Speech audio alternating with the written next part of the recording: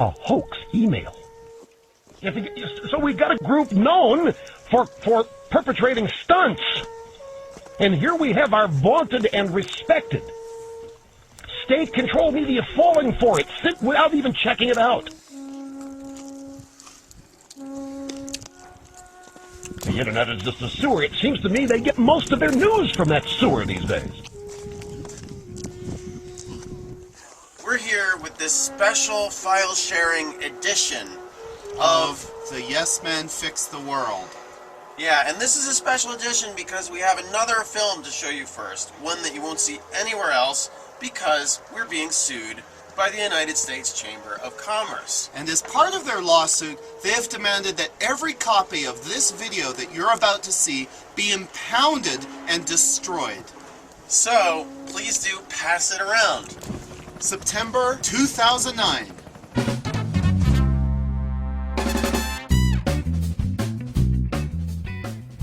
Back in September, we were working with a bunch of climate change activists to plan an event in Washington, D.C. We wanted to make a political point about an organization that's pulling off some of the world's biggest hoaxes. No, not this organization. The one across the street. The one that looks like a U.S. government office, but really is working against the government. In reality, the U.S. Chamber of Commerce is a large corporation that is reported to lie to the public on behalf of even bigger corporations. They spend nearly $500,000 a day trying to convince the U.S. government to do really stupid shit, like killing environmental regulations and undermining workers' rights. But since they spend so much money on their hoaxes, many people believe them. And as it says, American Free Enterprise dream big, but their dreams are our nightmares because their plans are to prevent us from passing climate change legislation, which means we're screwed. Since the Chamber was hoaxing us all and threatening our survival, we decided to fight fire with fire. We would reveal one of their biggest lies by masquerading as them.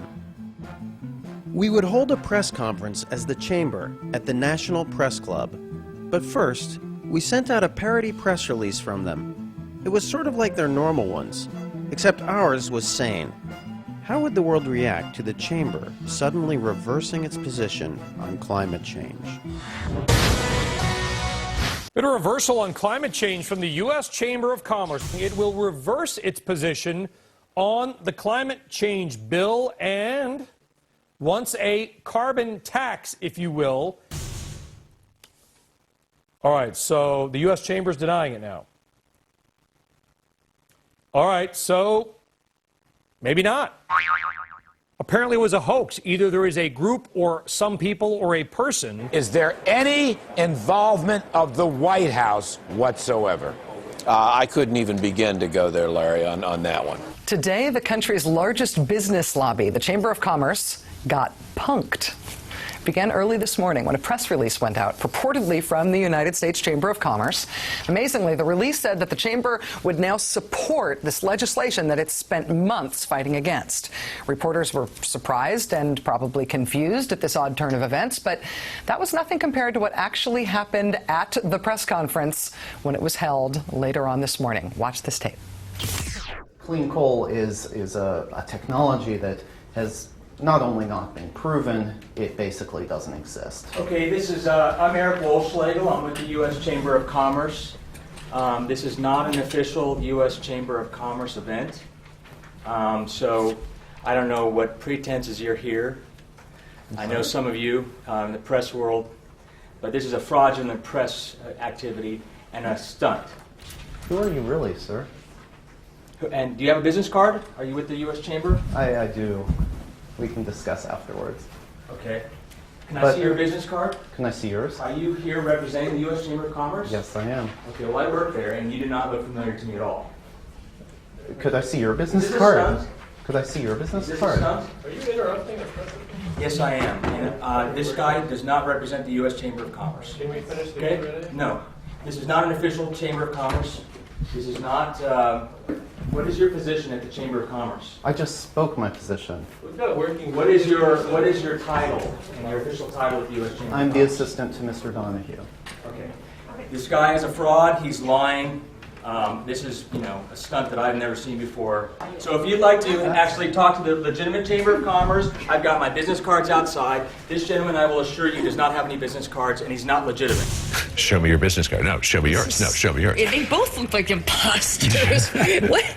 It's You got a business card? It's so weird, though. But you don't look familiar. The U.S. Chamber of Commerce says it was victimized. Victims of a hoax by environmental activists. They said public relations hoaxes undermine the genuine effort to find solutions on the challenge of climate change. A hoax actually led to the chamber admitting that there is a challenge for climate change. It seems like a good first step. So next up, hoaxes about poverty, violence, education. hunger. The big education hoax. We've got a big education hoax in this country. The hoax is a good first step. Yeah. So that's the story, folks. Not entirely. Then they decided to use this opportunity to raise funds. They put out Google ads. You'd click on that, and it would take you to a page from the U.S. Chamber of Commerce asking you to give them $250 to help defend themselves against us. It gets even funnier. They not only use this opportunity to fundraise, but then they decided to sue us. And by the way, we're being defended by some of the best lawyers in the world. We're being defended by the Electronic Frontier Foundation. Go to EFF.org to check them out. Wait. There's another punchline. Not only did Fox pick up our release, not only did Volschlegel come and interrupt our press conference, not only did the Chamber of Commerce try to raise funds off this event, and not only did they sue us, not only did they sue us, but they actually changed their policy 2 weeks later. Just today, the Chamber of Commerce changed positions, not courtesy of the yes men with that stunt in Washington a few weeks ago. But they're now saying, surprisingly to me, and I'm glad about it, that they want to get legislation, and they're now working with the sponsors of the bill. Gore saying it didn't happen because of the yes men is kind of the highest compliment we've ever been paid, I think. So if you're interested in people maintaining their freedom of speech, EFF.org is a very good organization to support. And also, if you're interested in basically more mayhem of this sort, please do go and see the yesmen.org/lab. That is theyesmen.org/lab, where you can find out about the Yes Lab. The Yes Lab is a thing we've launched to try to make this happen a lot more. Pass this film around to other people, because the U.S. Chamber of Commerce wants people not to see it. Yeah, that's reason enough as far as we're concerned. The Chamber of Commerce needs the support of every American who gives a damn about free markets, private property, and fears creeping fascism. This country cannot afford for the insurance industry to cave. This country cannot afford for the Chamber of Commerce to cave. The Chamber of Commerce has been screwed.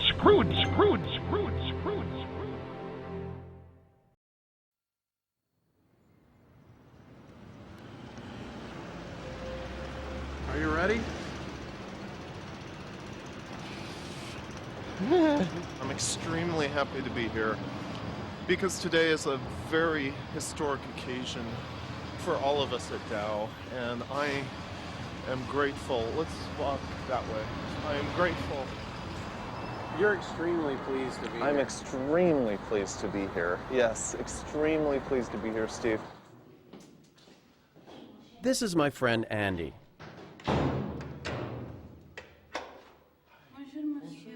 And my name is Mike. Today, I'm holding the camera. And it's okay if Henry comes in, of course. It's a good thing to know. Exactly. Andy is about to go on live television in front of 300 million people. They're going to think that he represents one of the largest companies in the world. which he doesn't. And that's why he looks so nervous. Should I typically just look right into the camera? Okay.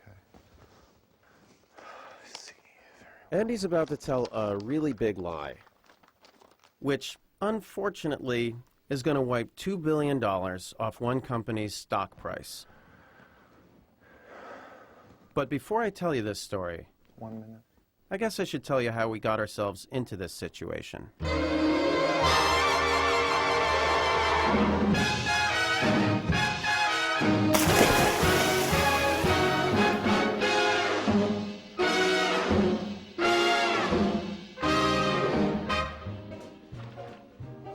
Forget your troubles, come on, get happy. You better chase all your cares away. Shout hallelujah, come on, get happy. Get ready for the judgment day. The sun is shining, come on, get happy. The Lord is waiting to take your hand. Shout hallelujah, come on, get happy. We're going to the promised land. We're heading across the river, wash our sins away in the tide. It's awesome. Hi, my name's Mike. I'm Andy. And this is a movie in which the two of us Fix the world. Forget your troubles, come on, get happy. Aren't we fixing the world? Yes. Come on. I'm scared. Get ready for the judgment day.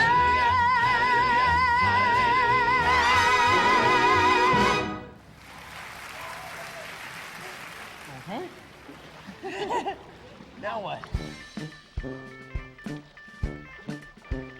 What we do is pass ourselves off as representatives of big corporations we don't like. We make fake websites, then wait for people to accidentally invite us to conferences. My name is Fred. I'm from Halliburton. My name is Hannaford Schmidt. I'm with the World Trade Organization. I'm from Arizona. My name is Francisco Guerrero. Overloo Hawk Mix. Hundreds of oil and gas executives were duped today. Louisiana officials are taken for a ride by the Yes Men. The Yes Men? The Yes Men, anti-globalization activists that travel the world pulling pranks at corporate events. A bunch of lefty protesters. World-renowned troublemakers. Sick, twisted, cruel. And what they do is really to take absurd ideas and they present these ideas in all seriousness. The group has done this many times before. They have a track record of getting away with it.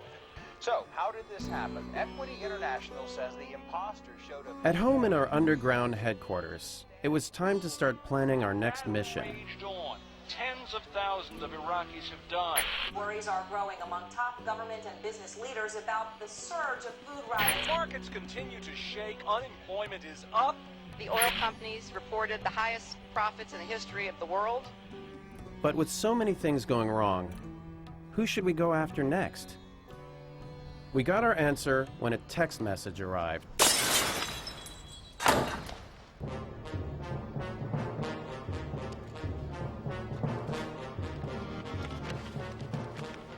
Dow Chemical had just bought Union Carbide, a company that became infamous in the 1980s. You remember the 1980s. Challenger, Chernobyl, Bhopal. Bhopal?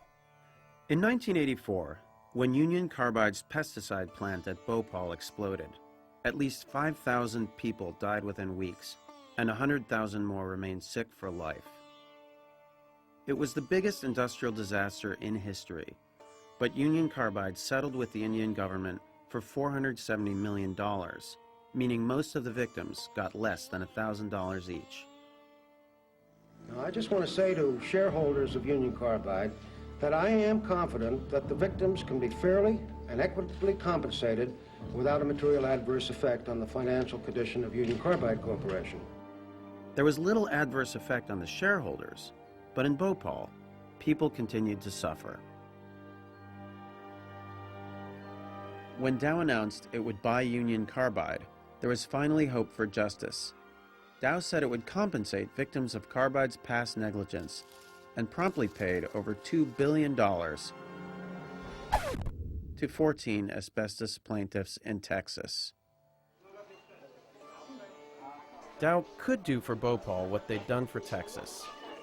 But we knew they wouldn't. So, we decided to do it for them.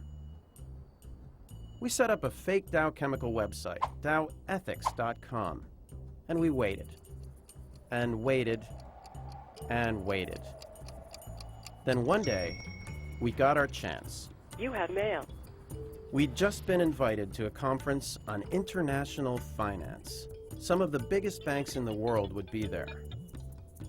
These were the kind of banks who help companies like Union Carbide and Dow do what they do. A company might say, we're going to build a shoddy plant in an underdeveloped country with a corrupt legal system. The plant might explode and people might die, but we'll make a lot of money. And the bank comes back and says, great, sounds like a plan. What could we possibly do to show bankers what was wrong with this logic?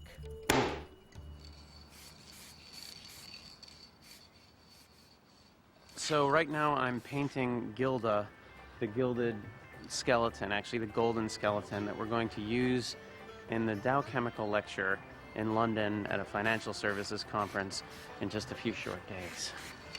The only good skeleton is a gold skeleton. In case Gilda didn't scare them enough, we had a backup plan. We rented a theatrical pyrotechnics unit here so that we can make a big puff of smoke. We're on our way to a conference, and Erastus Ham is going to be speaking at the conference as Dow Chemical Company. Our plan was to have Dow demonstrate, for the first time ever, exactly how they calculate the cash value of human life. Would this make the bankers think twice? It was time to find out. Thank you very much. On May 1st, we are releasing the beta version of Acceptable Risk, the world's first market-smart risk calculator to help you find out instantly what risks are or are not acceptable from a bottom-line business perspective. Will Project X be just another skeleton in the closet, something your company comes to regret, or will it be a golden skeleton? A complex case is IBM's sale of technology to World War II Germany for use in identifying certain populations. This was very bad, of course, but no one can deny they were profitable, and although the issue remains a skeleton in the closet, in retrospect, it is quite clearly golden. Now, you may have heard the joke. How many Americans does it take to screw in a light bulb? 12. 1 to climb the ladder and 11 to file the lawsuit. What about Indians? Oh, just 1. We would, of course, never wish to imply that an Indian life is worth more or less than another. I myself believe in the sanctity of all life. But the market has its own logic, and if we're willing to live with it, we must make the most of the choices it makes. Because if there's one thing that we at Dow want you to remember today, it's that the only good skeleton is a gold skeleton. Ooh!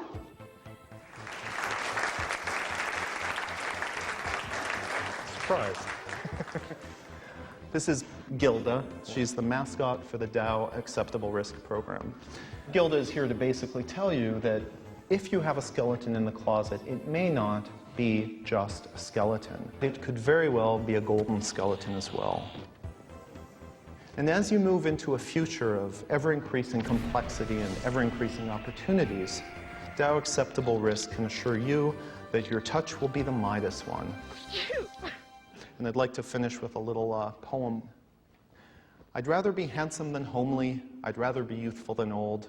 If I can't have a bushel of silver, I'll do with a barrel of gold. So thank you very much. We hope you come up and get a closer look.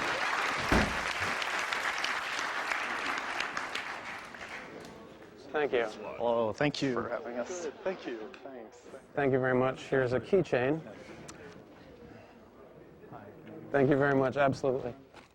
Thank you. Yeah, Oh, I good. don't have unfortunately, I don't have a card anymore. I've ran out of them. So. Oh, wonderful. Yes, you were one of the earlier speakers. Thanks. Yes, so that's a pleasure. Thank you It's very definitely much. very interesting. Is Yeah. it applicable? Is your model applicable to anything? I mean, is it applicable? Can we use it in risk management? Oh, absolutely. Yeah. I'll have our risk management guys take a look at it because we do a lot of interesting things. So. Wonderful. Okay. This is interesting. So. Thank you. Thanks a lot. Thank you. Okay. Take care. Yes, hello. Hello, sorry. What your case was, I want to introduce a new product on the market. And you, as I understood it, is that your risk assessor will work out what is the human impact threat to humans, as opposed to how much money can you make us. Whichever way you do this, you're going to cost some lives. Right? But if you're going to make some money in the process of it, then it's acceptable. Is that right? You will. That's pretty much. Yeah, that's exactly what I said. I mean, it's. So did you find that not? No, I thought it was refreshing. Actually. Okay. Refreshing? We'd meant to be shocking, not refreshingly honest. To us, this was about as refreshing as the Kool-Aid in Jonestown. The mass suicide and murder of more than 900 Americans took cyanide-laced fruit punch from their spiritual father and then lay down to die. That's the thing about cults. What's shocking to outsiders seems normal to insiders. Is this why unfettered greed seemed normal to bankers? And if so, who was the cult leader here? This is Milton Friedman. We were told that he was the world's most influential economist. Did government play a role in this? Very little, only by keeping the road clear for human greed and self-interest to promote the welfare of the consumer. In this book, Friedman used the word freedom 374 times. But by freedom, he didn't mean this. He meant this: the freedom of corporations to profit, no matter the risk to people, and without interference from government. Dr. Milton Friedman, a scientist, a careful thinker, and a great teacher. The hero of freedom, Milton Friedman. I sought out Dr. Friedman and had the great pleasure and privilege of meeting him and his economist wife, Rose. And we've all become friends, and now I call him Milton. If we wanted to understand the banker's mindset, we needed to find the guru of greed. There was only one problem. But though Friedman had now ascended, his followers carried the flame. Okay, so we should go in there. Yeah. Oh, great, thank you. Uncle Milty, I call. These guys belong to free market think tanks, which have spent billions of corporate dollars trying to make us all believe that if we just let corporations do what they want, everything will work out great. We're kind of on a quest. We want to fix the world, and we want to know how to do it. Private property, rule of law, and a market unrestricted by government regulation and control. When we see companies demonized, we should work against that. When we see the free market system castigated, we must work against that. More wealth leads to greater efficiency and greater innovation, and basically all good things. Wealth, money, privatization, wealth, money, individualist freedom, privatization, free markets, ownership, and a great deal of money. Capitalism and freedom. Wealth and prosperity. We were getting the message, and so were millions of others. These guys spread Friedman's free market gospel by any means that they can, like speaking to Congress, viral videos, and guest spots on Sunday morning talk shows. They claim to have derailed the Kyoto Protocol and to have helped destroy regulation around housing, banking, energy, and the environment. They agreed to meet pretty much anyone with a camera, even us. You see there's a blue screen behind you. Mm-hmm. What would you like to be put in front of? A planet Earth. Oh, cool, a blue screen. I'd say the Jefferson Monument. How about Jefferson Memorial? It's more... It's already taken. Oh, it is taken. Somebody asked for that already. I'm sure you have a good backdrop of Washington. Don't put me in front of anything in Washington. I hate Washington. Put up a scene in outer space or something, you know? I would say a world in which man is treated as an end in himself rather than a tool to be manipulated by those with political power. How can we represent that? Is there a single image or a series of images? I think that the images are of men, just the prosperity of free men, following what their hearts and desires lead them to. I think you can find that. Sounds good.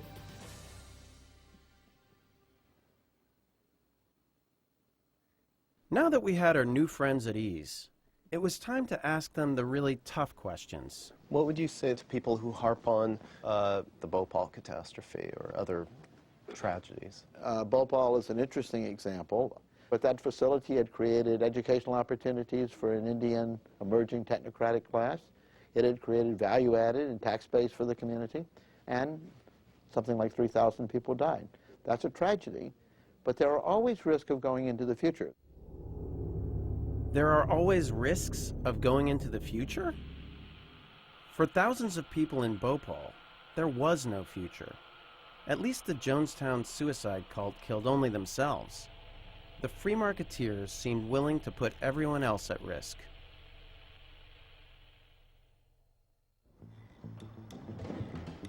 Back at home, You have new mail. we had mail. Turned out our Dow site was the gift that kept on giving. This time, it wasn't a mere conference. We'd hit the jackpot. The BBC, perhaps the world's most respected news organization, was doing a big broadcast about Bhopal, and they wanted to know whether Dow might finally clean up their mess. The interview, they said, would be broadcast to 300 million people. This was what we'd been waiting for. To the BBC's great surprise, Dow emailed back to say they would be delighted to speak publicly about the catastrophe. As for us, 300 million people was about 1 million times bigger than any other audience we'd ever had. We were scared. So we asked the BBC if instead of coming to their headquarters in London, we could meet them in neutral territory, the original land of revolution.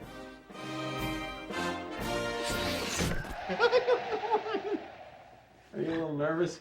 I'm so nervous. Oh, God. It's like going to the guillotine. I think it's right near where they used to have the guillotine, too, in Paris. The office.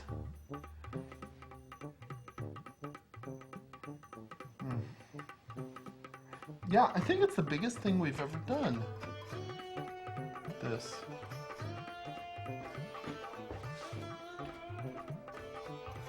I haven't combed my hair in like 20 years, yeah, really.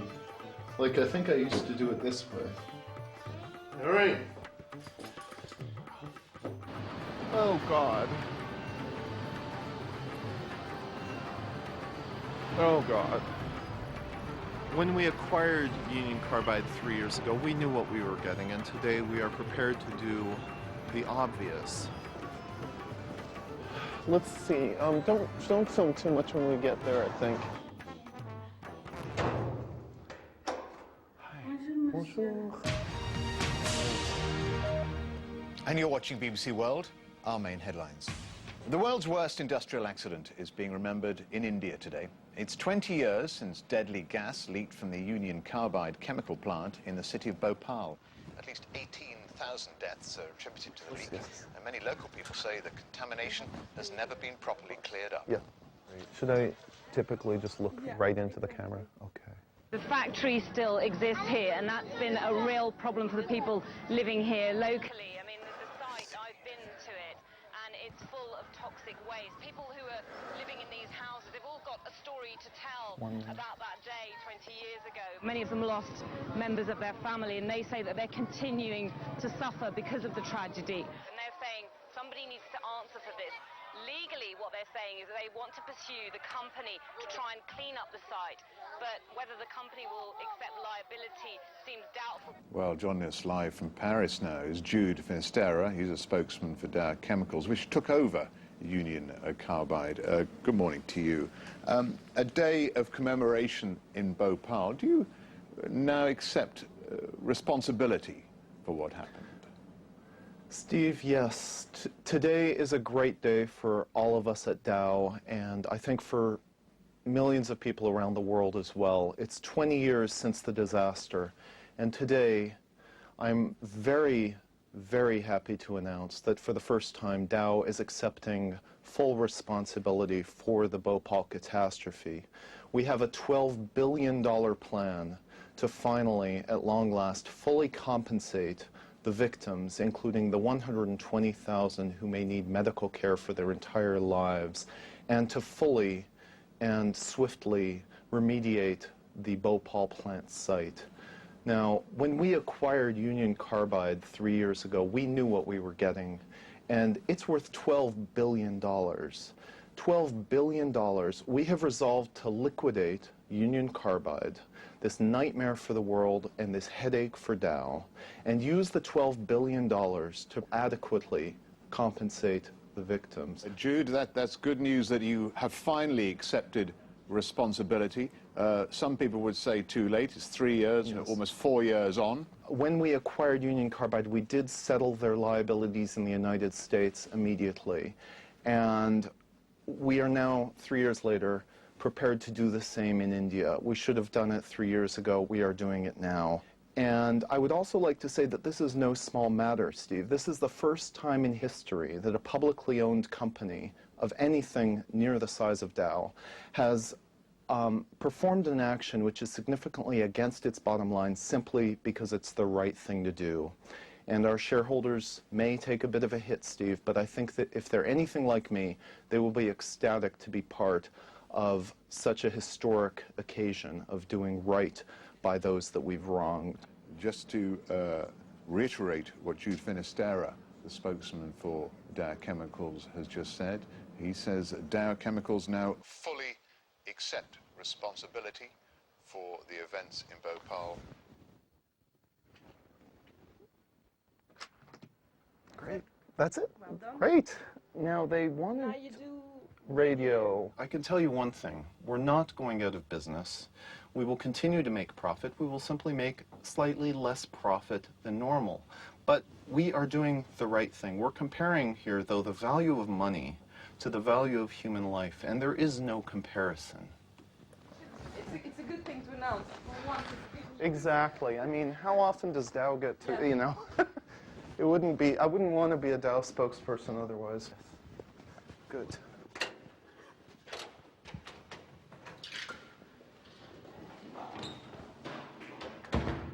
Oh my God. Oh my God. I'm going to have a serious nervous breakdown now. Dow accepts responsibility for Bhopal, .. spokesman. Where is that? In Reuters. Congratulations. Your appearance. Everyone here at BBC cheered. It's over now and it's still headline news. Hello, this is Jude. Who has said that? Perhaps they're not in communication with the Dow leadership. Hello? Yes, this is Jude Finisterra. Sure. Right. Sure. Right. Let me just, yes, could I ask you to hold for a moment? Okay, thank you.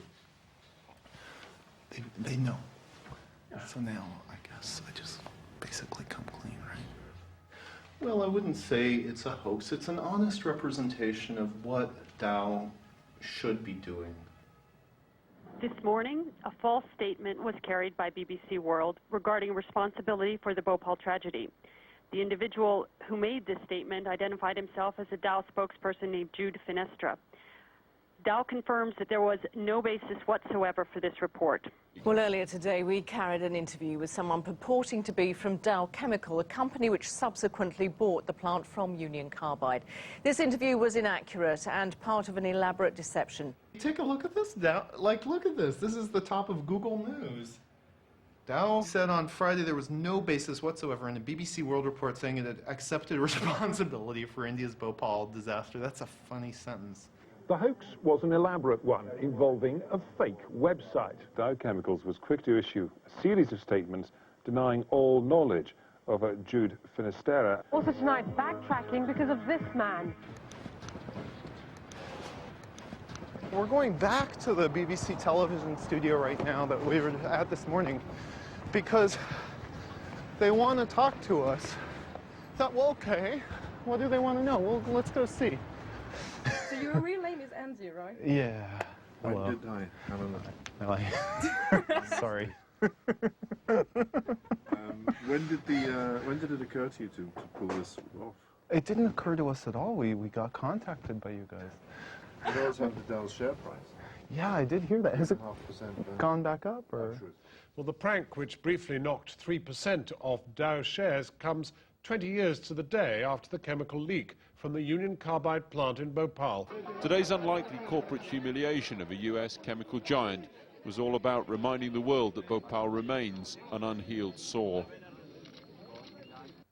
Well, earlier I spoke to Andy Bickelbaum and I asked him what he did when he got an email from the BBC asking him for an interview. Essentially, Dow has been promulgating a hoax by which they've convinced people that they can't do anything about Bhopal, that they cannot accept responsibility. And we wanted to prove that that was not accurate. I mean, it is nevertheless a pretty cruel trick to play on the people of Bhopal. Well, did you think about the people of Bhopal when you decided to peddle this stunt? Yes, we did. And well, that surely is the tragedy of today. You spring upon them the actual hoax that they actually suddenly believe that they have got a payout from Dow, and then, you know, an hour or two later they find it's untrue. Let's put this in contrast. I mean, we may have given two people 2 hours of false hope. Dow has given them 20 years of suffering. I mean, this is what we're faced expecting with. The next knock at the door to be Dow's lawyer? No idea what Dow will do. Dow's lawyers didn't call, and millions of people learned for the first time that 20 years on, Bhopal was never cleaned up. But the media also reported that many of the victims in Bhopal cried tears of joy upon hearing the news, and were then bitterly disappointed. Had we actually upset the people we'd meant to help? There was only one way to find out. Here we are, we're in India. Hey! And this is Bhopal. Bhopal is a big city.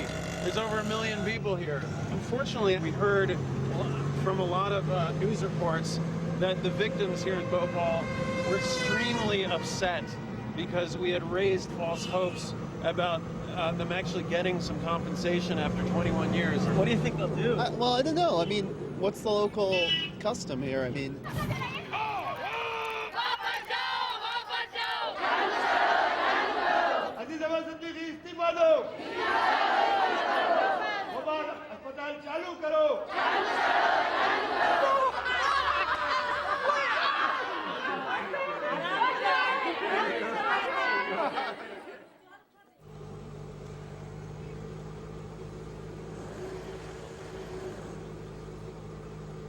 We're here at the Sambhavna Clinic, and this place was set up by a bunch of people to help treat the gas victims of the worst industrial accident in history. So patients come in from here. This is a forum, basically, where we determine their history of gas exposure, how far they were living, or were they sleeping in a tent that night, and then their severity grade is determined. These are some of the disabled children, and every system of the body has been affected, you know, the musculoskeleton, the nervous system. 40% of the women coming here under 40 have menopause. Yeah. This is Well, hey, oh my God. Hey. We got the news that Dow is willing to pay $12 billion. I mean, first we felt the news was too good to be true. And Dow was too bad for the news to be true. Yeah. But still, we thought maybe it is true. Maybe they've just seen sense in this. Yeah. I mean, for about an hour, we were under that impression. Yeah. Did people cry with joy? I cried. Oh, no. I know lots of people cried. Were you kind of angry at first, though, when you heard it was a hoax? No, I wasn't angry. No. Wow. You think it was worth it? Totally worth it. Okay. We are saying no more Bhopal. What people have gone through here, no one else in the world should go through this. I think we're in Shivaji Nagar, and it's been a little bit of a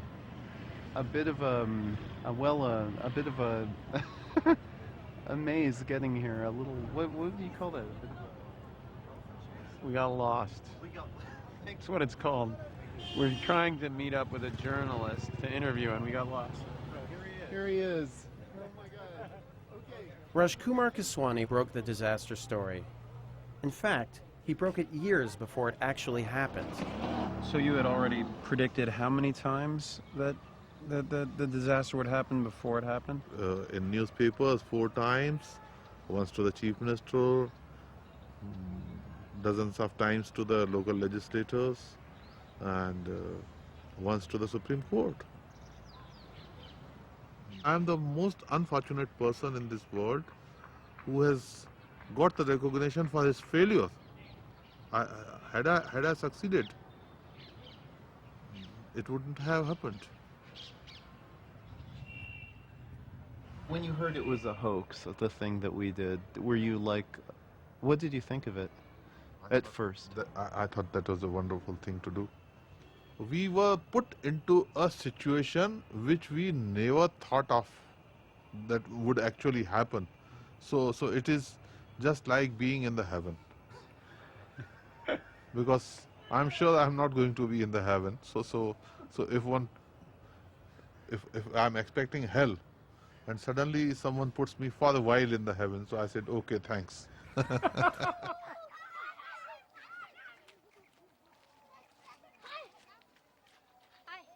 20 years since the disaster, the poisons left behind at the plant were still leaching into the groundwater. Communities that you see in red have not gotten a single drop of clean water. Oh, really? Yeah. Until now? Until now. 8 communities are getting about 12% of the requirement. But this is contaminated water.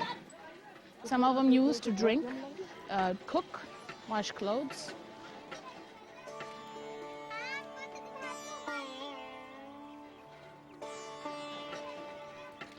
Dow could clean up their mess, but they didn't. Instead, they spent tens of millions of dollars on an ad campaign to clean up their image. For each of us, there's a moment of discovery.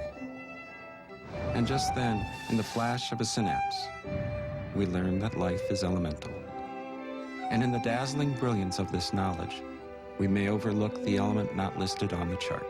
Its importance so obvious, its presence is simply understood. The missing element is the human element. And when we add it to the equation, the chemistry changes. The human element is the element of change. The human element. Nothing is more fundamental. Nothing more elemental.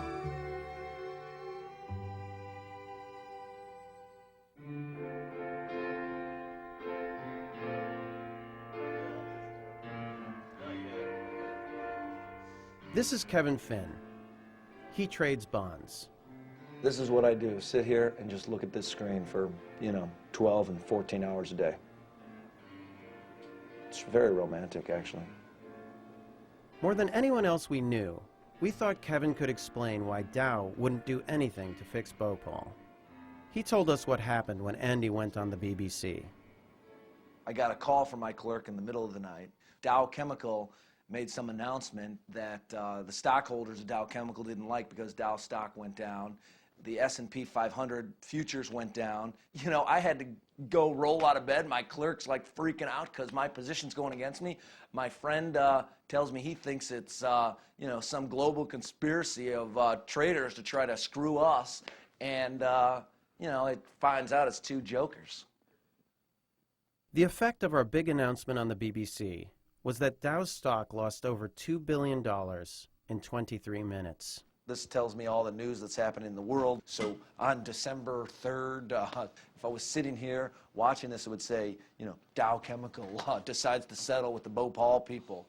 And then people that own Dow Chemical be like, ah, sold. Everybody we talked to about that was really happy that Dow was doing the right thing. Like, Sure, okay. I mean, I'm not saying that they shouldn't be. I'm just saying that, sure, it seems like a good thing, unless I guess you're a Dow Chemical stockholder and you're expecting the $20 billion to go towards a dividend to come back to you or to come to buy some new chemical plant, and it's going to these people that, at least at this point, aren't able to get any money. I mean, I would see, you could see how they could be upset about that, right? We were confused. As kids, we learned that it was bad to do something bad. And if you did something good, you got a reward. Yet when we announced Dow would do something great, the market gave Dow a spanking. So how could we get companies to do the right thing? We needed to change the rules of the market. But that meant regulation, and regulation meant government. The only problem was, government was drinking Friedman's free market Kool-Aid. Free markets are working miracle after miracle of economic growth.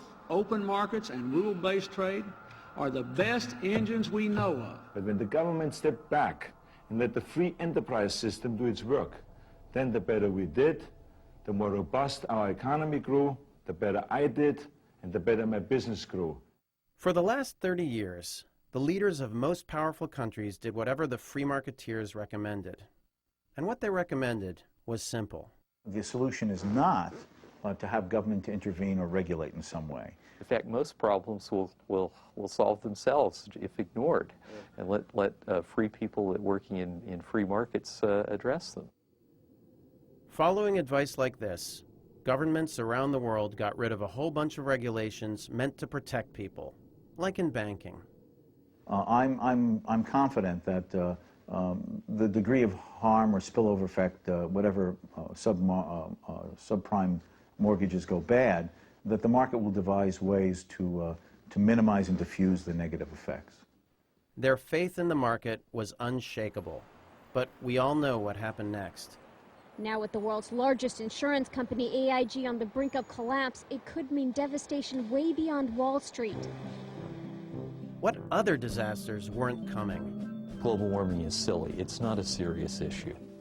Warmer is healthier, and warmer is more pleasant, and that's why states like Arizona keep gaining population rapidly. There are benefits to global warming. Cold-related deaths will actually decrease considerably. Just like with the subprime mortgages, our free market friends were doing all they could to stop government from intervening. Except here, the stakes were higher. I think it's quite possible that if it weren't for groups like ours, that the United States might very well be in the Kyoto Protocol by now. And if you've seen the ads that we ran about a year ago, which we produced in-house on this global warming, where our essential contention is carbon dioxide, they call it pollution, we call it life. There's something in these pictures you can't see. It's what we breathe out and plants breathe in. Carbon dioxide. They call it pollution. We call it life. We got lots of hate mail. 2 senators this past fall sent a letter to ExxonMobil calling on it to stop funding CEI. So Exxon was secretly paying think tanks to tell us we shouldn't regulate Exxon. Public outrage forced Exxon to stop. In fact, ExxonMobil didn't fund us at all this past year. That was great, but Exxon had other ways to influence policy. Like this guy, Lee Raymond. He's a trustee of one of the key free market think tanks.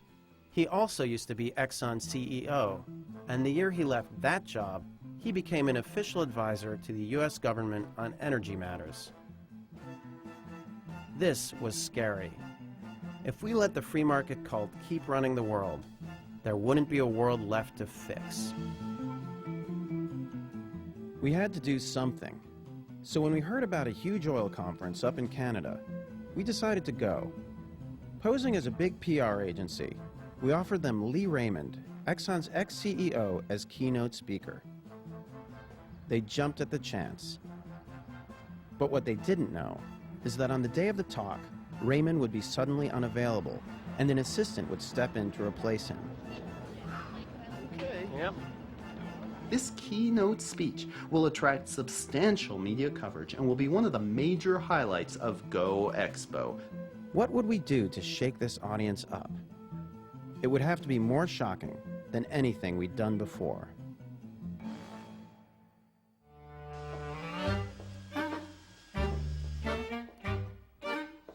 If there's one thing that's going to be abundant in the world to come, what with climate change and all that, it's people, dead people. This is a pilot program to use that fuel. It's called Vivolium, and here we are, making Vivolium. As Lee Raymond's assistant, Andy would announce Vivolium, Exxon's new biofuel to be made from the victims of climate change. And he'd even hand out a sample. So it started out, we made one Reggie, and then we cast a bunch of Reggies in wax. That's human hair right there.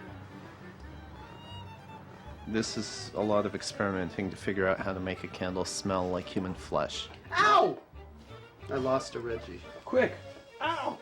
We wanted to make sure that the oilmen knew what the candles they'd be holding were made of.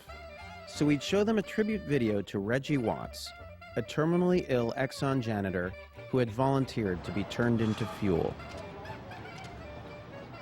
I think I'd like to be a candle.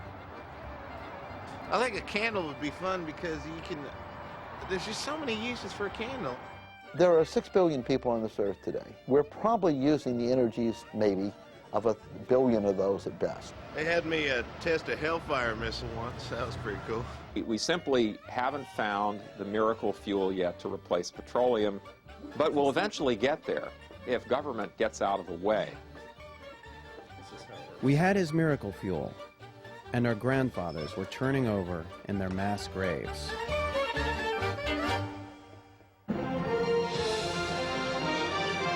CTV News with Barb Higgins and Daryl Chance.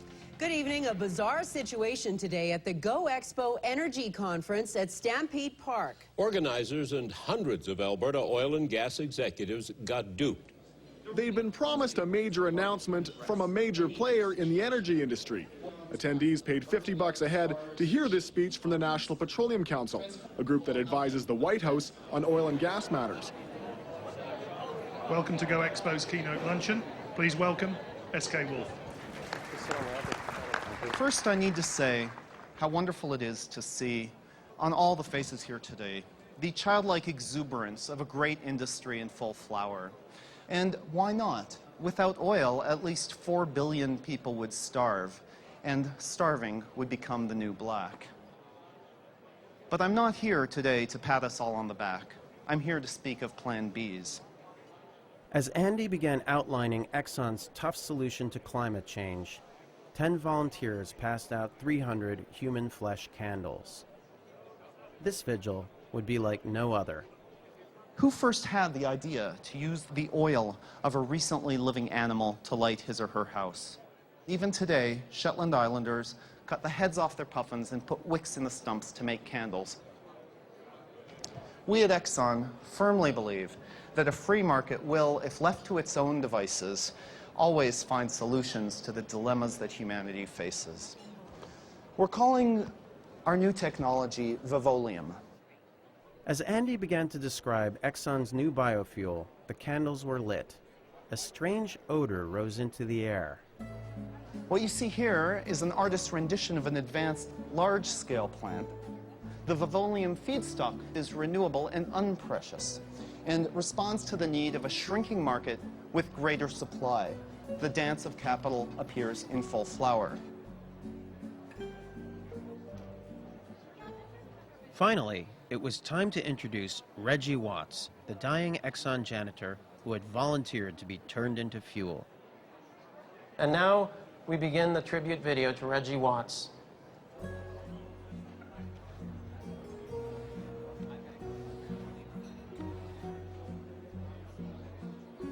Worked in maintenance for a while. Moved up to maintenance 2, started doing cleanup, toxic spill cleanup. After I heard from the doctor that I was going to die, I felt like I had something to live for. Can you switch this off? Could we describe? Switch it off. I think I'd like to be a candle. There's just so many uses for a candle. I mean, you know, like if you want something romantic, like that'd be nice to know. I was a candle on table, you know, when people, when they first met each other on a date. I think that would be great. I'd love that. That'd be a hoot. This is a funerary observance. I mean, this guy died. Switch this off before This I man do. died. It's people. Really is.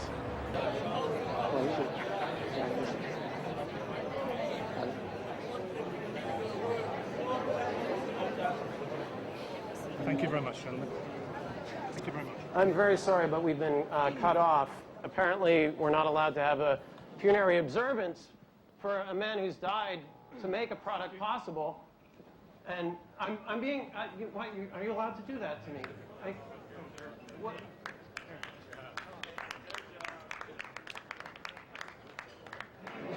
Reggie Watts was an ExxonMobil employee, and these are actually 30 or 40% from his actual cash. So this time it is 80%, I'm sorry. The remaining 20 is from what? The remaining 20 is just, you know, bonders to keep it together. We have to think in such a case. What are your credentials with ExxonMobil? What is it? What part of his body? Please, sure. So if he's not with Exxon, not with National Petroleum, nothing? Boy, oh boy. They better screen them guys a lot better before they let them out. Now, thank you. Hey. Shut it down. Don't touch my camera. Shut it down. Now. Had we actually made the oil people think about what they were doing? It was hard to tell, and there wasn't much time left to figure it out.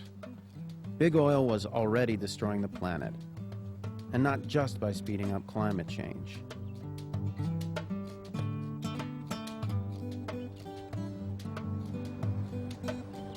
This house right here, it used to be on this side. Yeah, it was over here. We moved over there. You know, I could only take it like 2 or 3 days a week coming down here to work. And this year for hunting season, I mean, I didn't kill nothing. I just wasn't in the mood to kill. You know, after seeing everything else that was dead, just wasn't in the mood. I mean, you know, not that I'm a big killer, but I like killing stuff. Yeah. It's really just amazing when you go downriver. Some of the ponds that we used to fish in are now almost like a bay. For decades, the government had ignored scientists' warnings and let industry carve up the wetlands that protected New Orleans from storms. About 1 million acres of land has disappeared since 1930. It was done canal by canal, oil field by oil field, port by port, parcel by parcel. It was, if you will, death by 1,000 cuts. The governing mindset culturally and legally was, if there's an impact, we'll deal with it later. And in some ways, it's, you know, this is a preview of what the rest of this country and the rest of the world have in store for them.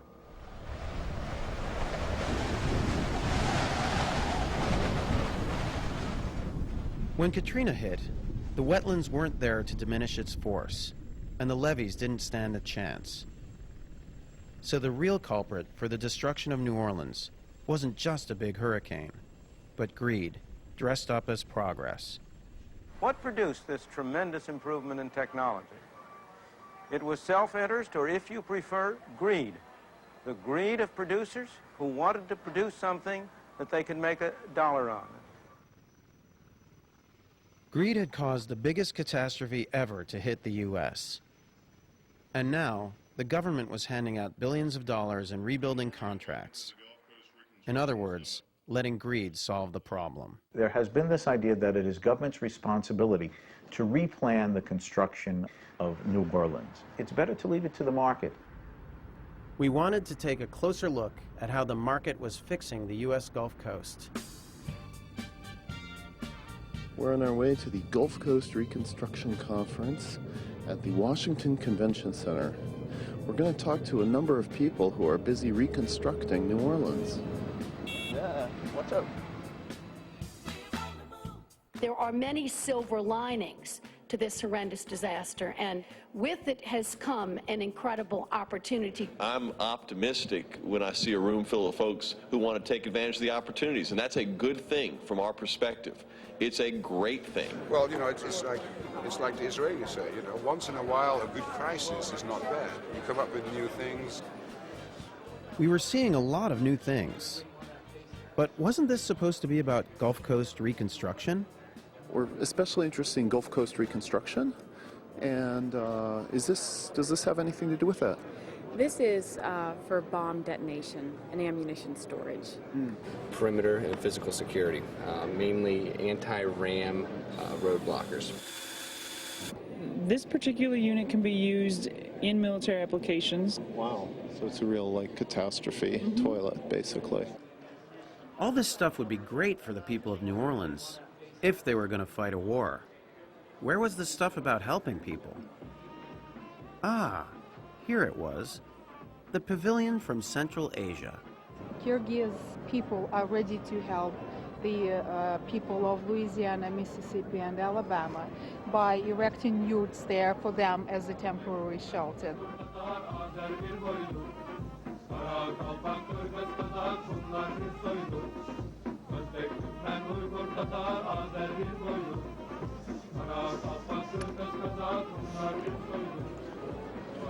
And here's the yurt. Oh my God. This is it. You can cover it up, you can build a fire, you can open it up, and if there's a flood, you can just take it up in less than an hour. They're interested in sending one free of charge to Louisiana as a test, if you're interested. So, yep.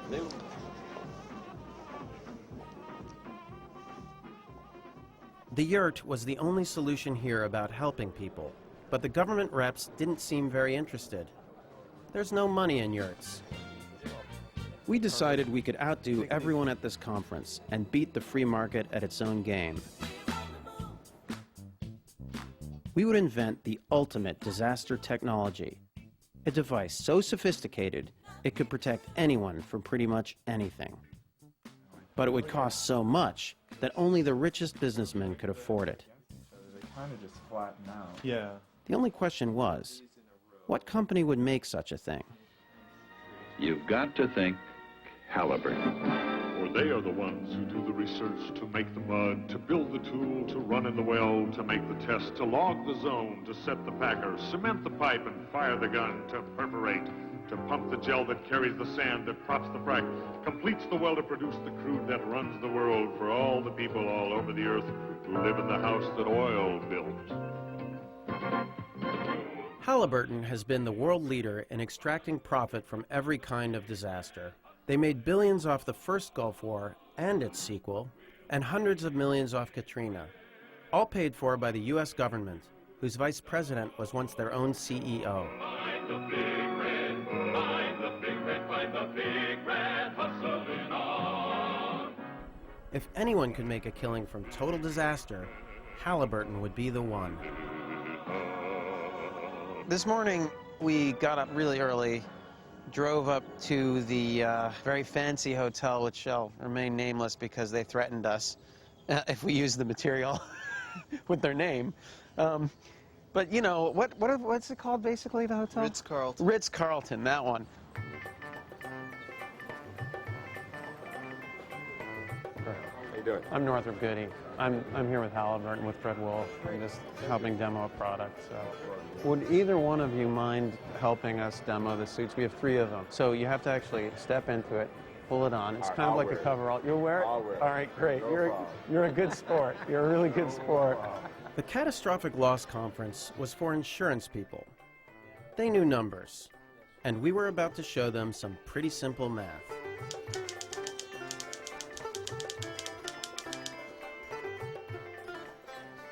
With Gilda, we tried scary. With Reggie, we tried gross. Now, we would go for ridiculous. We really appreciate being invited to speak on this panel. A lot of you work with the insurance industry, of course. Insurance has become extremely worried about some grave new dangers to people that we're seeing in the world around us today. And I'm, of course, talking about climate change and the disasters that it brings. But I can personally guarantee you that level heads will always be able to turn lemons into lemonade. Consider the Black Plague. This was an unspeakably rotten event, of course, in which 1/3 of Europe's population died in great agony. No one, of course, would wish such a thing on any civilization. Yet without it, without the Black Plague, the old business models of Europe would never have been overturned by the entrepreneurs of the Renaissance. And what would the world be without the Mona Lisa? Or, closer to home, how about the Great Deluge? This world-ending disaster, literally, was surely seen as a terrible catastrophe by Noah's contemporaries and perhaps by Noah himself.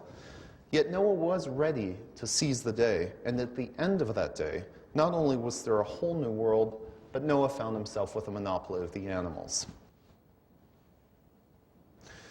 For those of us in positions of responsibility, however, who might have to take charge in a crisis, even more innovative solutions are necessary. I'd like now to introduce my colleague here, Dr. Northrop Goody, who's the head of our Emergency Products Development Unit at Halliburton. And Dr. Goody will be showing some mock-ups of some items that his unit has developed. We want something that's going to be able to save a human being no matter what Mother Nature throws at him. And so this is the answer. This is the Halliburton Survivaball. It's 3 easy steps for deployment: suiting up, inflating, and of course, launching.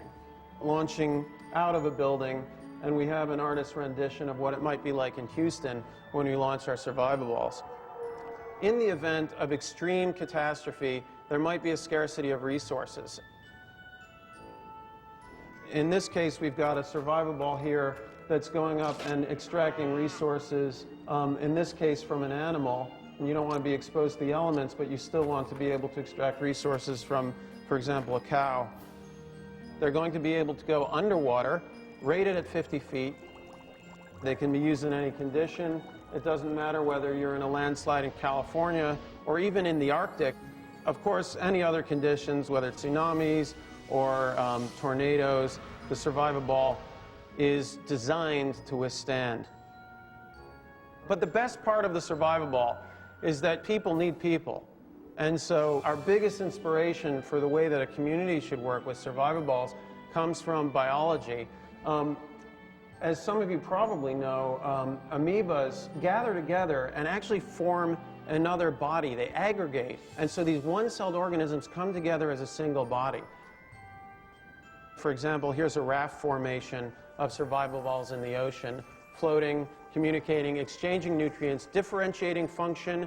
Last of all, this is literally thousands of Survivaballs dancing through the streets.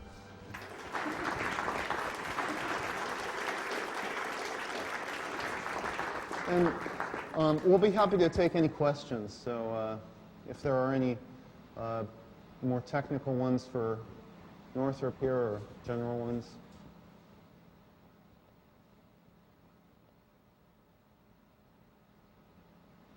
Yep. I mean, in my mind, this clearly also plays right into terrorist attacks. What kind of defense mechanisms do you envision against biological, chemical, radiological attack? If you could demonstrate the turtle position, please, that would be great. Basically, if you duck down... I'll assume they'll have some kind of bubble mask or something. Yeah, visor, heads-up display, the whole thing. Very cool. So. To me, it was just the way it fit was probably if you're ever going to make them so people want to wear them for a long time, you'd have more cushioning or something. Yeah. But I can imagine they'd be pretty darn expensive to make yours really market them. Well, yeah. They although aren't. I guess the people who need them, most of the the price should be no object, right? And if you're getting for say the that's right. cabinet, to pick a Hi. Northrop. Gary, how are you? It's very interesting. One of the things that we're trying to do is modeling of terrorism around the world. So, this is clearly, something that plays right into that kind of an event. Well, it does. That's it. It's supposed much more so than, Katrina. Yeah. Yeah. Well, I mean. We'd done all we could to show these people what sucked about letting greed run our future. Oh dear. But instead of freaking out, they just took our business cards. Hello. Wonderful, and if you want to take one of mine here. Our effort had been a failure. It's not very well articulated, really. And come to think of it, all of our efforts had been failures.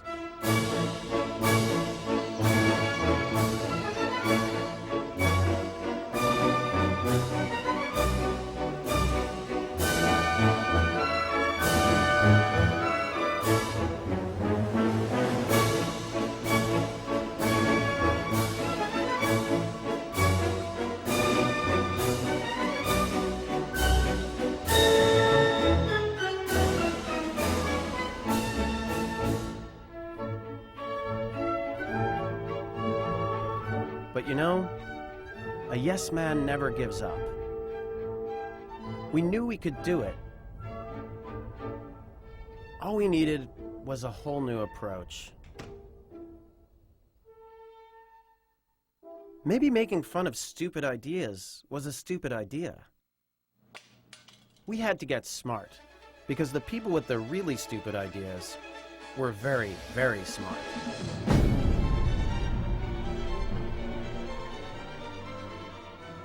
For Friedman and his followers, disaster was not just a chance to get rich, but an opportunity to push through all kinds of unpopular policies, like privatizing public schools, shutting down public hospitals, and kicking people out of their homes.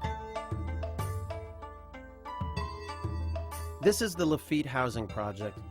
It survived Katrina intact. That was lucky for the thousands of residents who wanted to come home and rebuild. So what did the government do? They decided to tear it down. The disaster for us started after the storm. When people found out that you were going to be marooned in a strange foreign city wanting to come home, and the government was going to take your home away. This was hours before the storm. When storms happen everywhere else, people get a chance to go back home. This home to us. Why they gonna take away our pride and joy? They don't know what people going through. The whole city that sort of washed away. Now you got to rebuild the whole thing. So part of what this was is if you ever had an idea that you couldn't get through before the storm, well, the storm meant that everything was, tossed salad. So if this idea had been roundly rejected by the city and by voters and whatever, but now's your chance to sneak on in. When residents tried to come home after Katrina, they found themselves locked out by HUD, the U.S. government's Department of Housing and Urban Development. The federal government came up with a program to dismantle public housing and privatize it, and that's what we're doing. And so you've got to develop a nice community so that the poor have an opportunity to live in an environment where people work, that they're part of the American dream, and you'll get a number of folks that are not used to the type of lifestyle that we all live, where trash is thrown on the ground or cursing off of the balcony. And the idea really is to provide role models, essentially, for poor folks, right? Absolutely. On the BBC, we tried to show that companies could behave differently, and we learned that they couldn't until government made rules to control them. Yet even here in New Orleans, where help was most needed, government was also drinking the free market Kool-Aid. I believe in a market-driven process. Economics, capitalism is going to take over, and the marketplace is poised to respond. So the government didn't believe in government. We knew what we had to do. We would become the government, and we would find out what would happen if government did the right thing. We are preparing to go to the Gulf Coast Reconstruction Conference at the Pontchartrain Center in Kenner near the airport. You shouldn't drive. Okay. Here. So it's almost like we should be saying, we are facing a state of emergency. I'm going to speak as HUD, as the Deputy Assistant of the Secretary of HUD, who couldn't make it, and CNN is going to be covering it live. This conference was taking place on the first anniversary of Katrina. 1,000 contractors who were rebuilding New Orleans would be there. What's that? Megan's coming there. Oh my God. Mayor Ray Nagin coming just a bit more than we expected would happen. When we'd hatched our scheme, we told this guy, the conference organizer, that we represented Alphonso Jackson, the head of HUD. When the mayor and governor found out that Jackson would be there, they had to be there too. Once again, the keynote speaker wouldn't show up, but his assistant would. Would the mayor notice that something was wrong? And what would the contractors think of HUD's radical new approach to public housing, an approach that could cost them money and even put some of them out of a job? Please join me in welcoming Mayor Ray Nagin of New Orleans. And please also join me in welcoming Renee Oswin, the Assistant Deputy Secretary of the U.S. Department of Housing and Urban Development.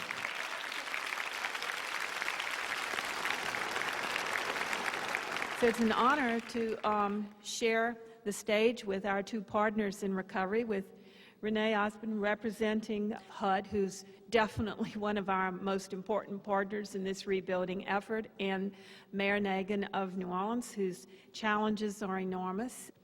And I also want to stop and thank Renee, who's here from HUD.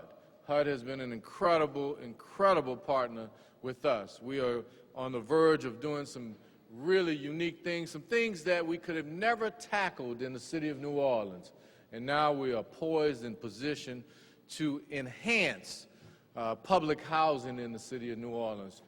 You know, there's lots of information out there, there's lots of misinformation out there, you know, and but I have a fundamental belief that truth and lie cannot stay in the same place at the same time. Reminds me of a story I once heard. Truth and lie went swimming one day in Lake Pontchartrain. They went skinny dipping, so they laid their clothes on the banks, and they were out there having a really good time. And then lie all of a sudden jumped out the water, put Truth's clothes on, and started running down Esplanade, Elysian Fields Avenue. Truth got out the water, started running after lie. So ladies and gentlemen, what you had was a well-dressed lie being chased by naked truth. It's quite a tough act to follow, nothing like that to make you feel a bit naked, eh? Dear friends, it is with the greatest joy that I announce to you today a brand new Department of Housing and Urban Development. Everything is going to change about the way we work, and the change is going to start right here today in New Orleans. Until last week, our MO here at HUD was to tear down public housing whenever we could. Like many folks in Washington, we thought that the projects caused crime and unemployment. We were wrong. When we tore down St. Thomas and replaced it with mixed-income flats, only one of 27 former residents ever made it back, and the rest have faced many problems, in some cases even homelessness. It just didn't work. We won't make that error again. This afternoon, we will begin to reopen all public housing projects in New Orleans and allow these Americans to be part of their city once again. But opening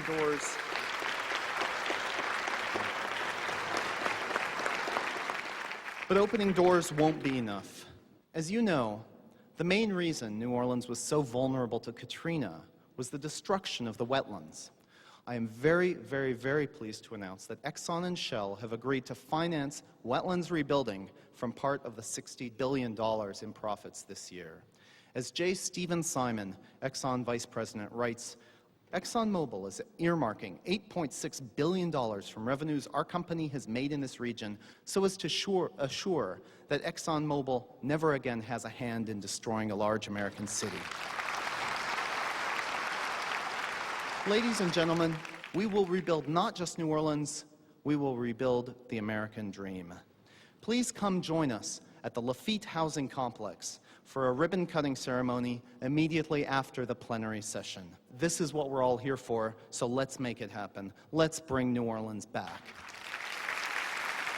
I thought it was very uplifting. This has been a big problem. A lot of people want to come home, and they have been unable to do so. So I thought it was a very positive message. Well, very encouraging, and what's really encouraging in particular is not only getting people back home and helping them rebuild, but the recognition that we have to deal with Mother Nature, and that Exxon is going to make some significant contribution to restore wetlands.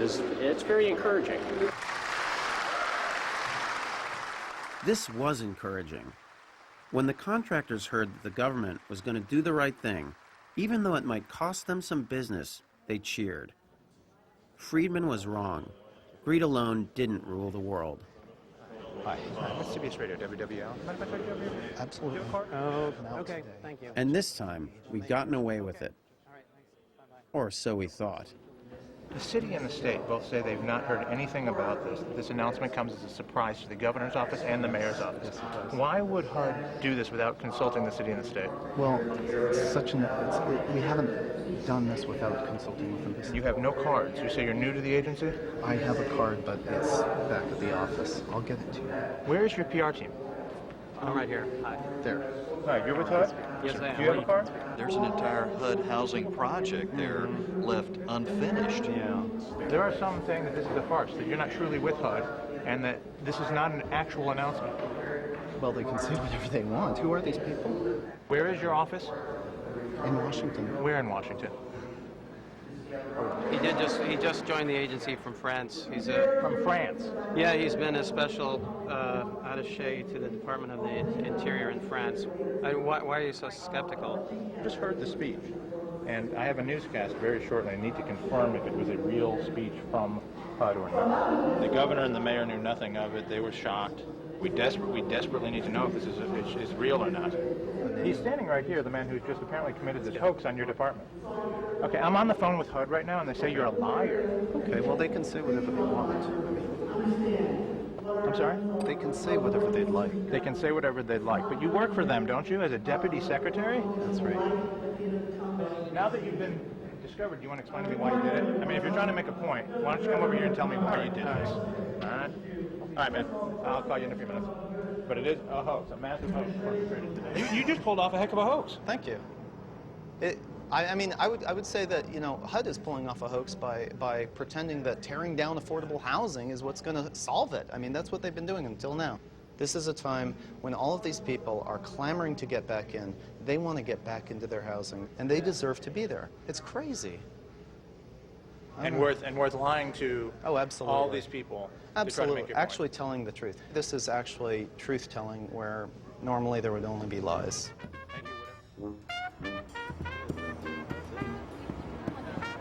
How difficult would it be to remediate what you see here today and make it inhabitable, say, next week?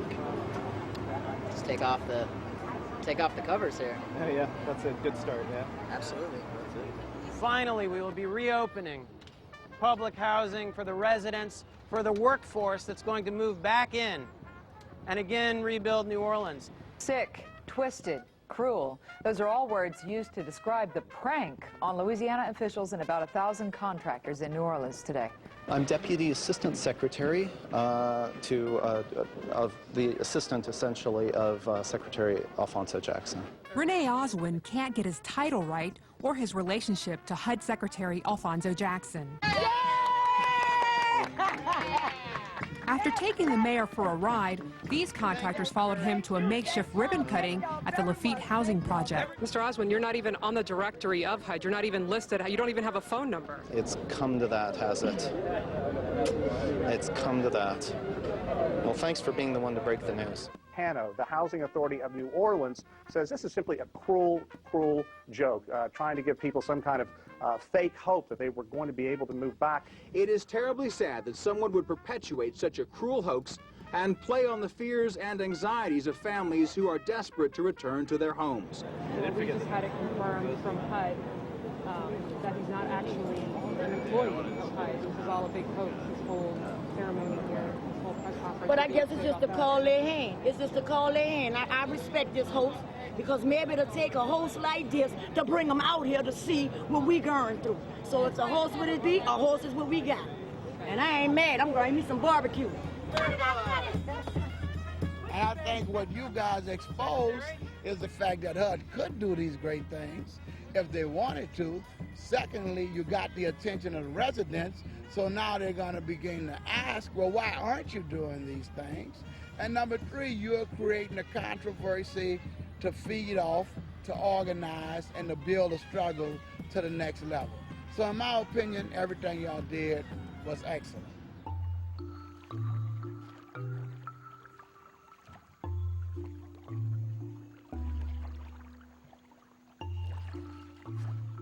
It had all been worthwhile. We were on top of the world. But then, reality began to sink in.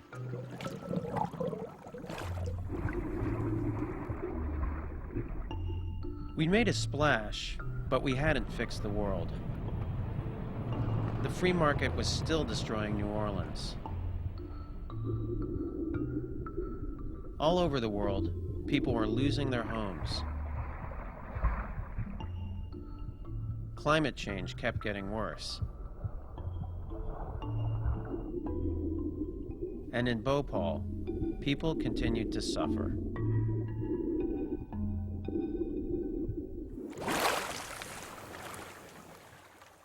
We really did need to fix the world.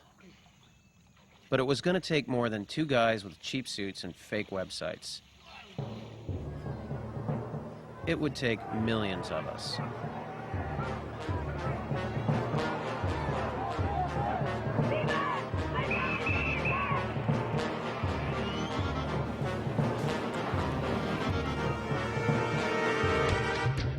But even as old regimes were swept away, we knew that real change wouldn't come easy.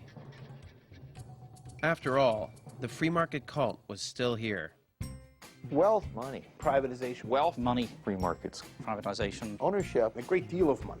Now, we can afford that. Remember these guys? They're not going away. And neither would we.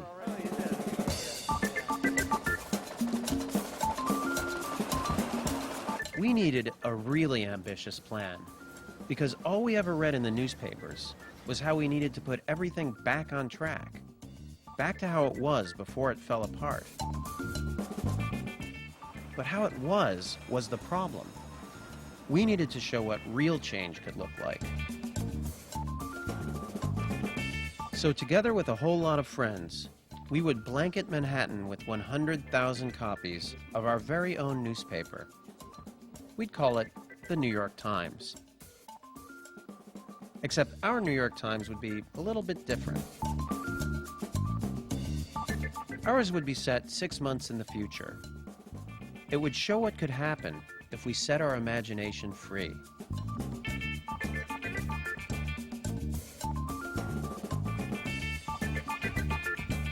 Things have gotten pretty bad, and I think it's hard for people to imagine the world working another way. So we're trying to, as realistically as possible, present this world as it could be. They just brought out the proof of the New York Times, and it looks un-fucking believable. Really good.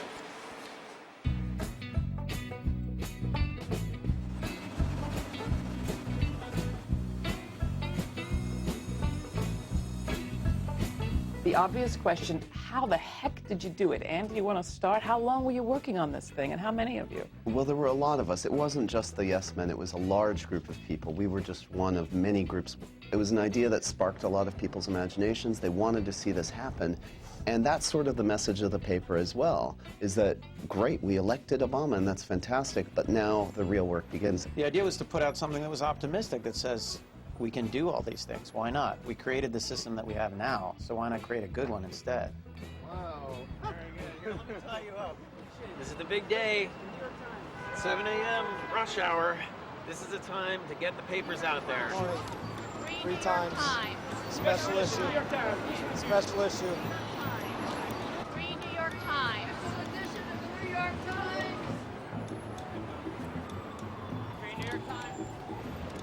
Is this real? It's fake, right? Who publishes this? Can I grab another one, please? What? National Health Insurance Act passes. The Patriot Act repealed. Maximum wage law succeeds. Good luck with that one. This is too good to be true, but it's not impossible. It's a dream newspaper, right? It's like you wake up and all the things that you wanted became the news. The war's over! Our fake news was a hit. But would the real news pick it up? You don't work for the New York Times. Who is it that you work for handing this out? A guy named John Smith? who? Yeah, John Smith. John Smith. It's a New York Times special edition. Is there anything wrong with it? I mean... Well, yeah, it's not the New York Times. Extra, extra, read all about it. The New York Times declares the war in Iraq is over. Some commuters got their hands on what looks like a special edition of the New York Times. As you might have guessed, though, it's a fake. Eine New York Times in die Hand gedrückt bekamen, trauten jedenfalls ihren Augen nicht. Джордж Буш отдан под суд, а Кондолиза Райс приносит официальные извинения за недостоверную. We printed a paper with the headlines that we'd like to see. So if these are the headlines that people were so excited to read this morning, let's make them happen. I think we have to exercise some muscles we either don't have or that have atrophied or something. A civic muscle, a thrifty muscle, a generous muscle. We've got to take back our government. March into City Hall and say, here, we've got the solutions. We can think of the different ways that we can contribute to a movement that says business as usual is unacceptable because people are being hurt and we're not going to play the role, the subservient, routine role that we usually play. Let's go.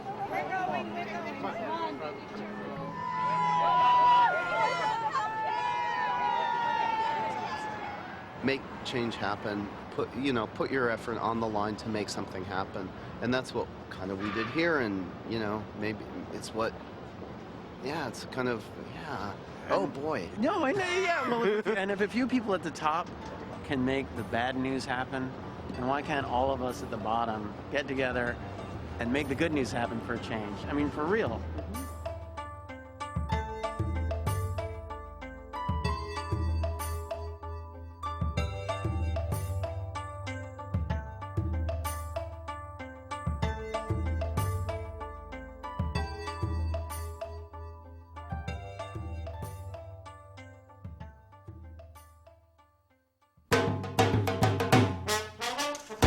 Hey, thanks for watching. If you want to get your very own copy of that fake New York Times, All the News You Could See, go to theyesmen.org/store. And if you want to see a lot more of this stuff happen, visit theyesmen.org/lab. Sign up to participate.